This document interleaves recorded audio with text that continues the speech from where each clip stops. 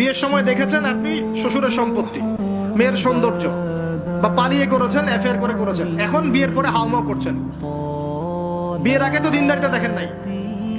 আল্লাহর নবী কখনো বলেননি 4টা গুণ দেখে বিয়ে করো, হাদিসের শব্দ এমন নয়।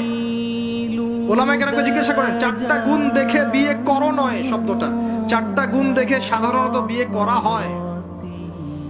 4টা গুণ দেখে সাধারণত বিয়ে করা হয়। সম্পদ, সৌন্দর্য, বংশ, দিনদারিতা।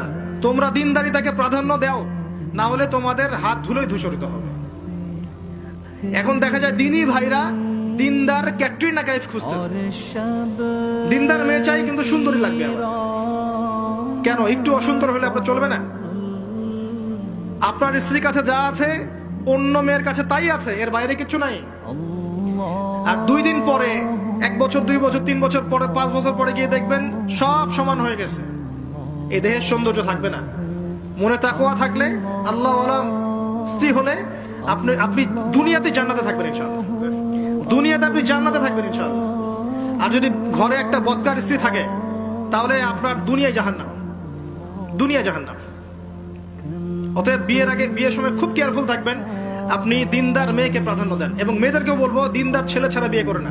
অনেক বড় চাকরি করে, অনেক বড় ব্যবসা করে, এটা সেটা, নামাজ পড়ে না, এগুলো দেখছেন না, সুদের চাকরি করে, ঘুষ খায়, আপনি রাজি হয়ে যাচ্ছেন। এরপরে গিয়ে পস্তাচ্ছেন যে হুজুর আমার সংসারে অশান্তি, এটা সেটা। এখন তো পস্তায় লাভ নাই, বরং আপনার সন্তানও হবে ওই নাস্তিক প্রজন্মের মতোই। নাউজুবিল্লাহ। আমরা দুনিয়ার স্বার্থ খুব ভালো চিনি।